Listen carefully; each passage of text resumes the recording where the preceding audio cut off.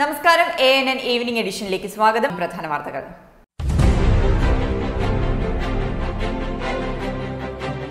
Islamic സ്റ്റേറ്റിനെതിരായ സഖ്യകക്ഷികളുടെ വ്യോമാക്രമണങ്ങൾ സിറിയയിൽ രാഷ്ട്രീയ ഒത്തുതീർപ്പുകൾക്ക് വഴിയൊരുക്കുമെന്ന് ബ്രിട്ടീഷ് പ്രധാനമന്ത്രി ഡേവിഡ് കാമറൂൺ. സിറിയയിൽ സമാധാനവും സുസ്ഥിര ഭരണവും പുനഃസ്ഥാപിക്കാൻ രാഷ്ട്രീയ ഒത്തുതീർപ്പ് അനിവാര്യം.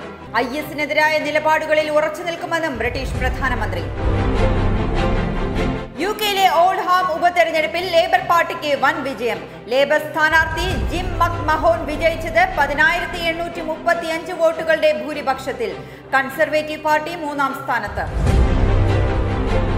UK-യിലെ റെയിൽവേ നിരക്കുകൾ വർദ്ധിപ്പിക്കാൻ തീരുമാനം. നിലവിലെ നിരക്കിൽ നിന്ന് 1.1% വർധനവുണ്ടാകും.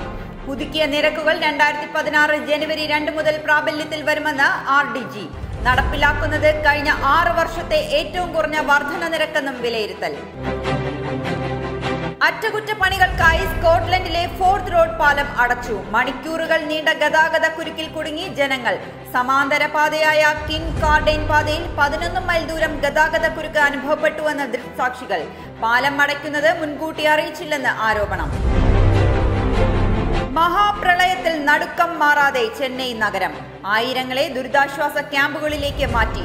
പ്രളയക്കെടുതികൾക്കിടെ ചെന്നൈയിലെ ആശുപത്രിയിലും ദുരന്തം. നന്തംപാക്കത്തെ സ്വകാര്യ ആശുപത്രിയിൽ ഓക്സിജൻ കിട്ടാതെ 14 പേർ മരിച്ചു. പ്രളയക്കെടുതികളിൽ മരിച്ചവരുടെ എണ്ണം 285 കവിഞ്ഞു. പ്രവാസ സമൂഹവുമായി ബന്ധപ്പെടുന്ന വാർത്തകൾ ANN Global News @gmail.com, Anand news desk @gmail.com എന്നീ ഇമെയിൽ വിലാസങ്ങളിലൂടെ ഞങ്ങളുമായി പങ്കുവയ്ക്കാം.